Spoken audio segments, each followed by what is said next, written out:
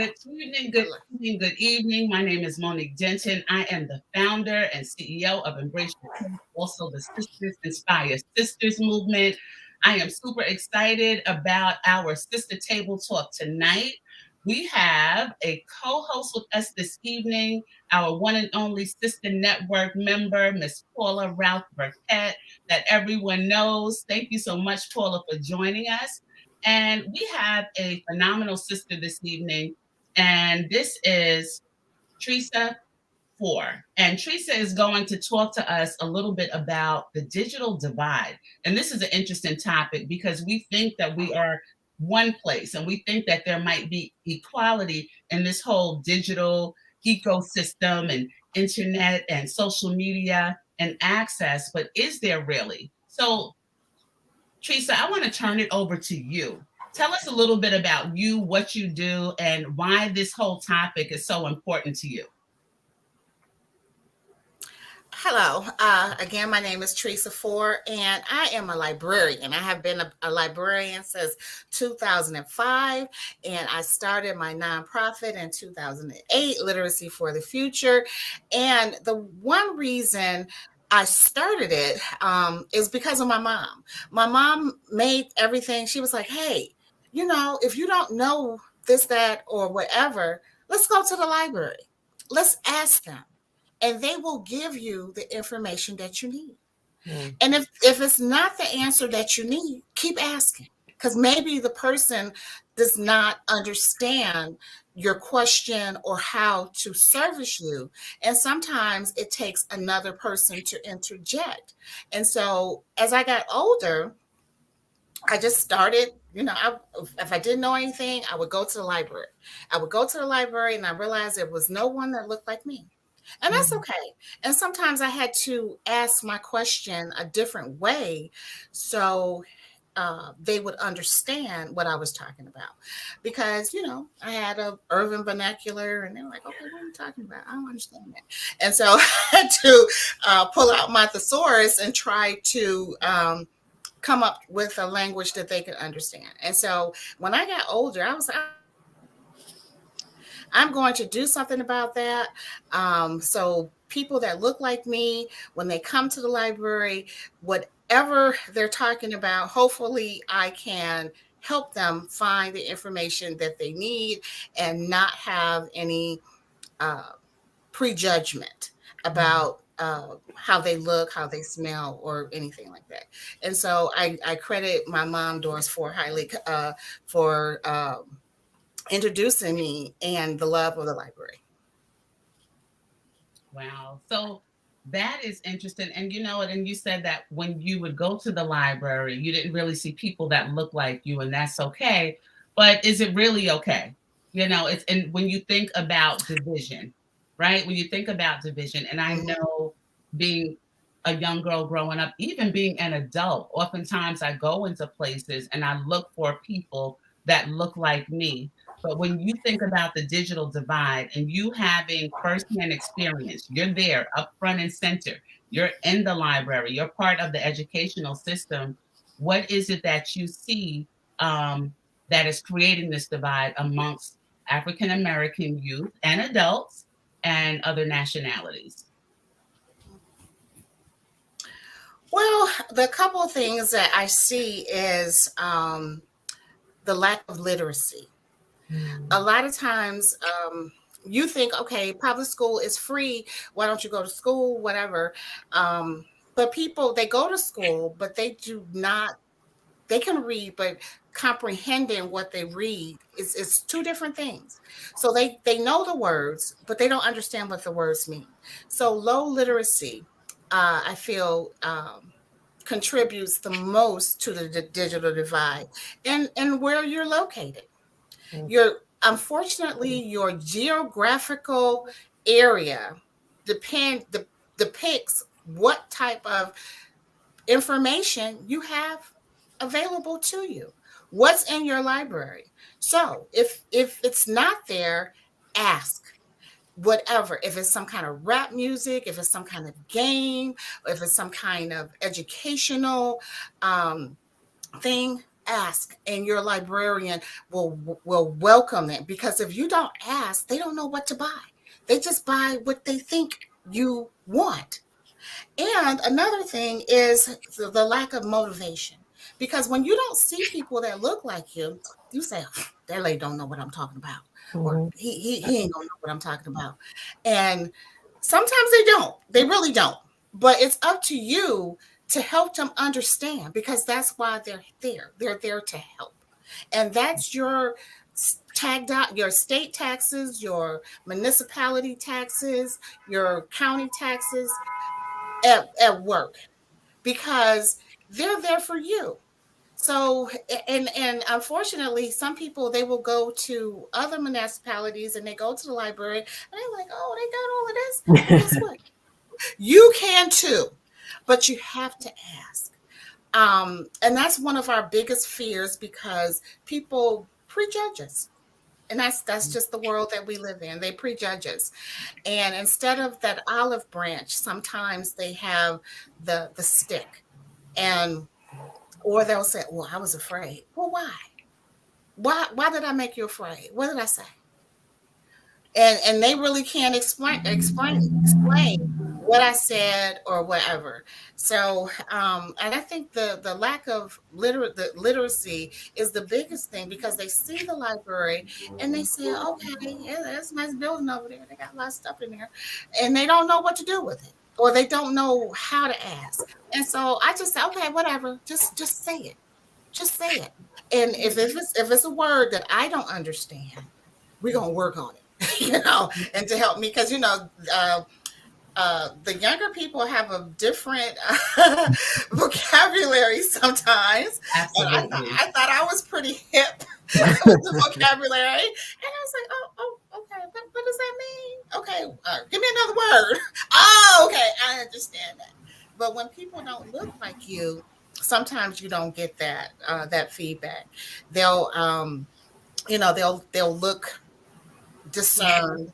And sometimes they look discerned because they're really trying to process what you're trying to say. Mhm. And it's just a lack of communication. And it's up to us to say, okay, well, maybe is anybody else I can talk to? Maybe a younger person might understand. So maybe the person that's shelving the books, he or she might understand. And the librarian, like, oh, that's what you're talking about. Oh, yeah.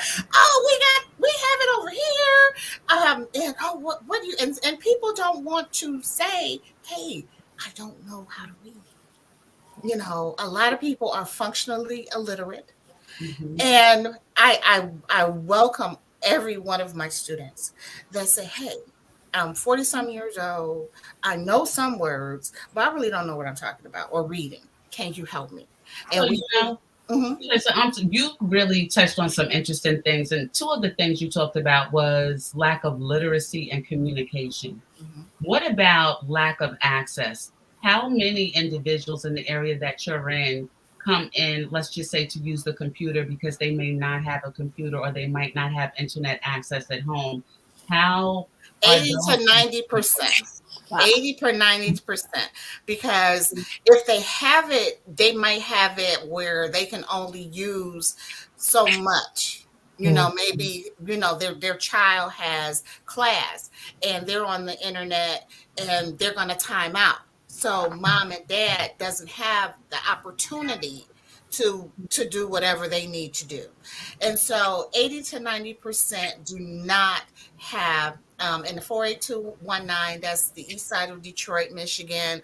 48205, that's like the east side of Detroit. For 48219 is the east side, west side of Detroit, and 48205 is the east side of Detroit.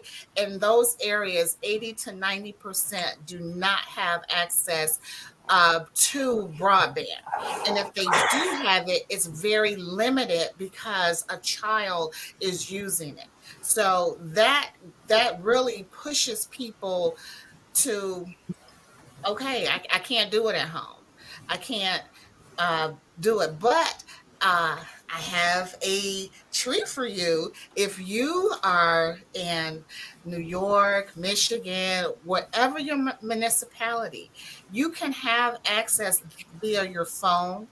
A lot of people have government phones, or if you have a cell phone, it takes very little memory or time or things like that, and you can get access to books, audio books, uh, what is it, literacy things, via your state or public library. And it's sad that 80 to 90%, closely to the 90%, don't have access. And you think, well, it's free. Well, it's not free. Mhm.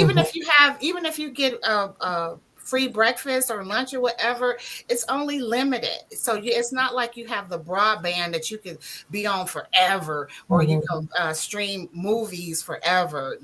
It's limited. Very limited. I have a real quick question. I think with literacy, how important is curiosity with learning?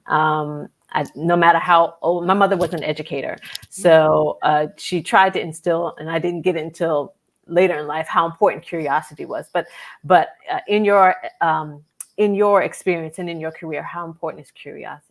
Very. If you think about it, let's search about it. Okay. So if you want to, I have, what was it? Like Harry Potter, or Mm. Harry Potter types of things. And some people, they was like, I like folklore. Mm. Okay. We have folklore, or we can find it. And that, guess what? That helps your vocabulary, Yep. even that old English, and that fourth out, this, that, third. It helps your um, vocabulary, and then it helps you to think different parts of your body. I mean, different parts of your brain. Mhm. And when people say, "Oh, okay, well, what else you got?" So let's say if you want to go to the moon. Here I'm 5 years old, and everybody's going to the moon, and I want to know how to go to the moon. Okay, well, let's find a book about it, and we will Mm. find one on your level, or maybe a little bit higher.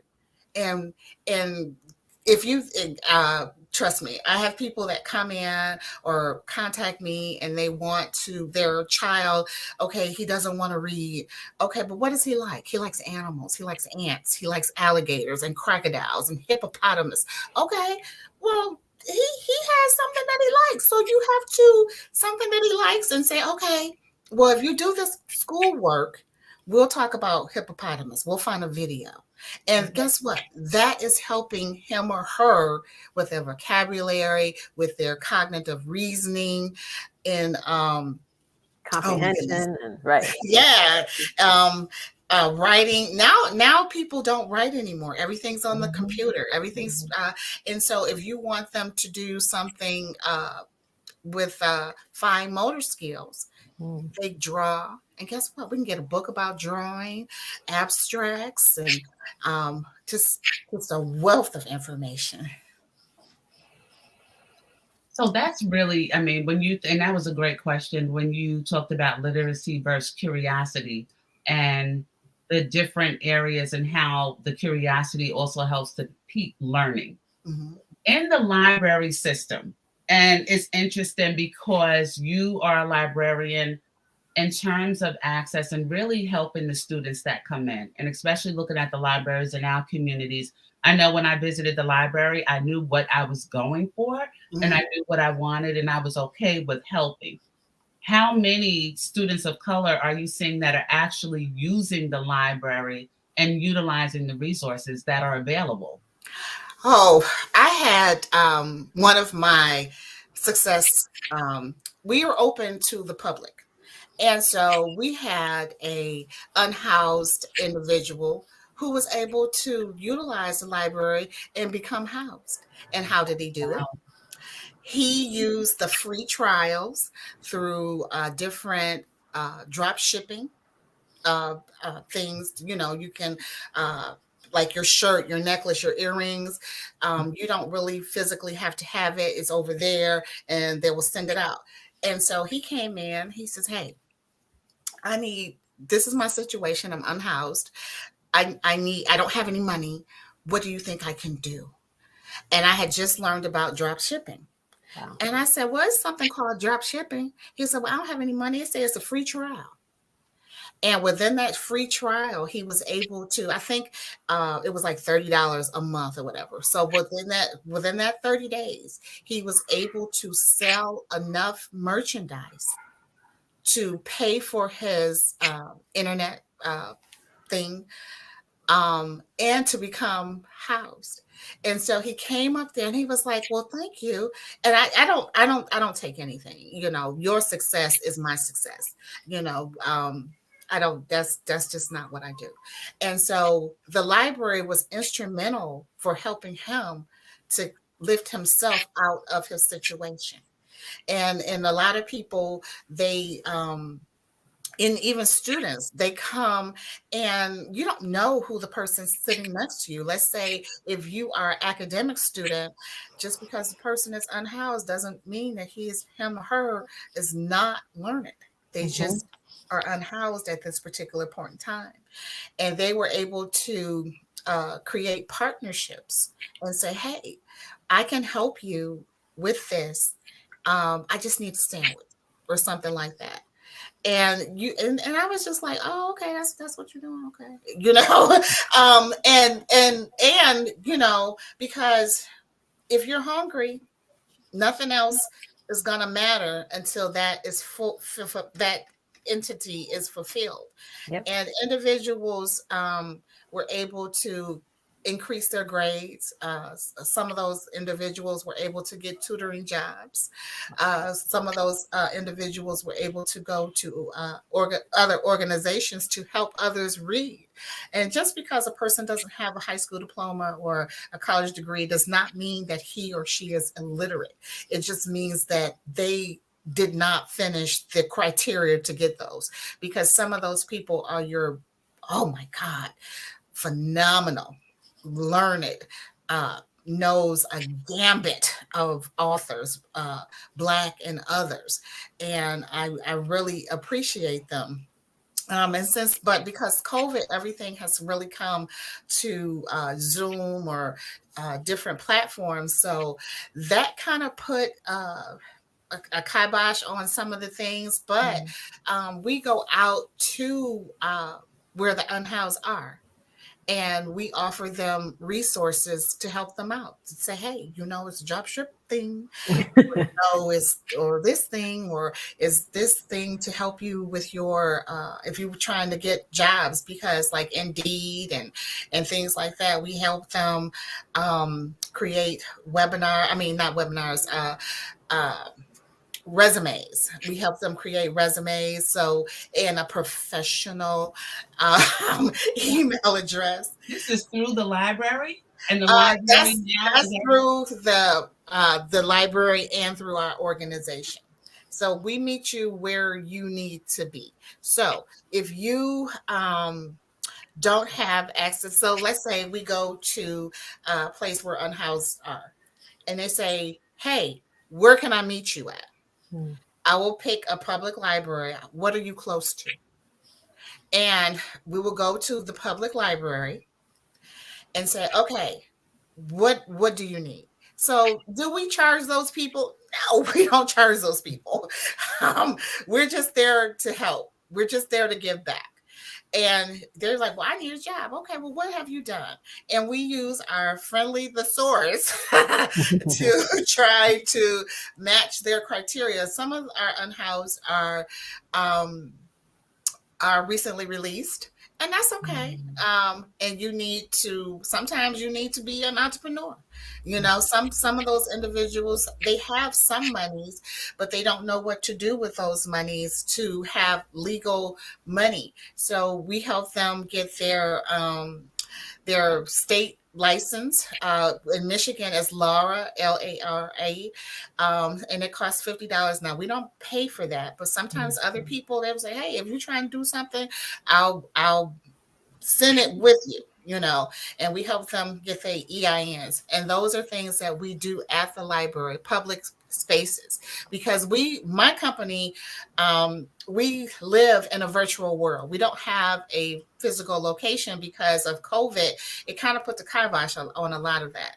So we meet online, and we utilize the free spaces. The public library is free, and the people are comfortable coming there, and they've been able to uplift themselves and branch out and say, hey, and we practice how to talk to people. Well, I want to ask a question. I'm like, why? She's sitting right there, or he's sitting right there. Well, they don't look like me. Okay. I don't look like you either. So why not ask the question? And it brings their anxiety down.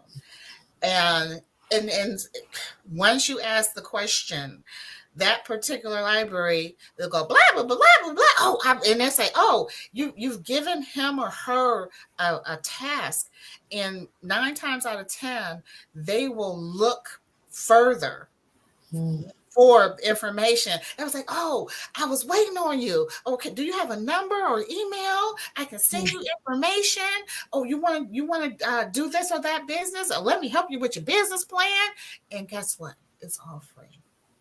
And I believe we have cheated ourselves for so long because people did not look like us, and it's just fear. And I encourage everybody, don't be afraid.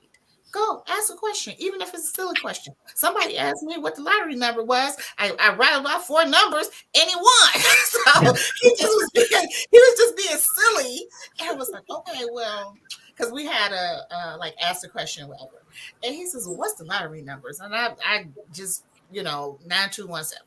And he said, okay. He was like, that came out. And I was like, congratulations, plan for it, So it lessens, your apprehension, and it's free for you. That, at some point in time in everybody's life, we needed some help. And we needed to do a resume. We needed to do a business plan.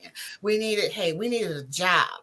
And you have like all these skills, and you was like, how do I market these skills? Well, now we have LinkedIn and all these other places, but I think sometimes you got to work up to maybe LinkedIn. I'm just linking in myself. I'm just linking in myself. I was like, because. I'm sorry. Let me ask you a question. So it sounds like your organization, we talked about the library and we talked about assets and what you do there. Tell us a little bit more about your particular organization and how individuals can find you and get help.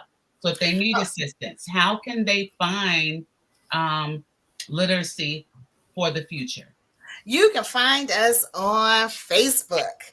And if you just type in literacy, FORE, the future, we're on Facebook. And our website is F as in Frank, T as in Tom, F as in Frank, 44.org. And that's where we are. And we will welcome you, and we have some things posted, and we're growing. We're in our infant phase of Facebook, because most of our stuff was really going to where the unhoused were, and really face to face, and not really posting what we did. And that's a good thing, and that's a bad thing, and we've learned from that, because we didn't want to shame anybody. We've been in existence since 2008, and a lot of people was like, well, no, I don't want my face on nothing. If I gotta be on a picture to be in your program, well, I don't want to do it. And so we was like, okay. And we just didn't do it. And now we have to put I said, okay, well, we don't need your face. Well, can we have the back of your head?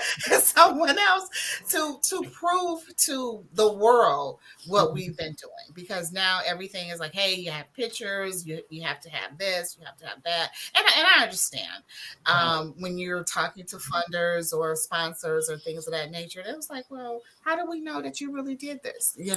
Right. Because because we're not wanting to shame people. Mm. And because a lot of the people, like I said, with their unhoused, and they were feeling already apprehensive about having the services. So, but now we're out there, we're on Facebook, we have a website, and come see us, come like us, come say, hey, you don't have to buy anything. You don't have to just say, hey, I see you. So if you were to leave us with three tips or strategies for increasing literacy in our communities and closing the digital divide, what would those three tips be? The first tip would be get in touch with your state library. Just Google it, whatever state you're in. I live in Michigan. You just type in Michigan State Library and see what they offer. Go to your public library. There's some wherever you are. Go in, say hi, ask a question, ask what kind of literacy programs they have, ask what kind of business programs they have. And if they don't, ask them, could they give you some references, somewhere to start. The third thing is don't be afraid.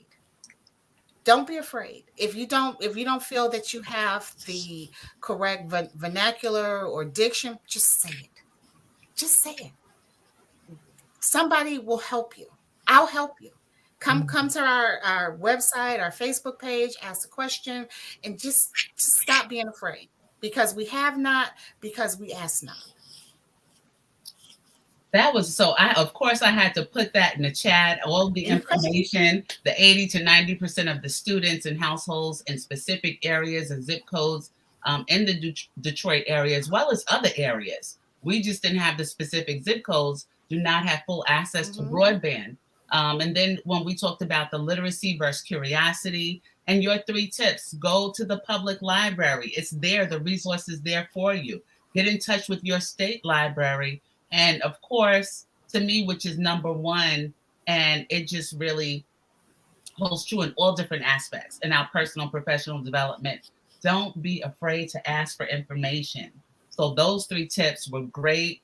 Paula, anything else that you want to add or any closing comments before we close? And this was great. So we'll have to look at having a part two to Yes. really get into some other areas and dive into that literacy more and what we can do as a community. Exactly. I think it was great how you mentioned that there were some zip codes in Detroit that did not have broadband, and I know that there are things that we can do legislatively. We can ask for broadband. That might be something we could talk about, I guess, in part two, if that's part of what your business does. But if not, then definitely talk about what your business can do to actually help decrease the divide even within the family, because I'm sure the parent might not know a lot, but the child might know a whole lot more about literacy, about the digital space than the parent does. But maybe there's some questions that the parent could ask the kid, and maybe there's something that we can give them actually a roadmap, especially if there are moms or parents that actually can learn from the kids, because I don't believe that there's any you're never too old to learn, and you're never too young to teach. So so Yeah. And I just thank you, ladies, for having me on and giving me an opportunity to talk about the libraries and the digital divide. And we can decrease it. We can. And a lot of things that we take for granted, and with our population that are coming home from incarceration and our unhoused individuals, and we can work together to make it better for them to be whatever the norm is.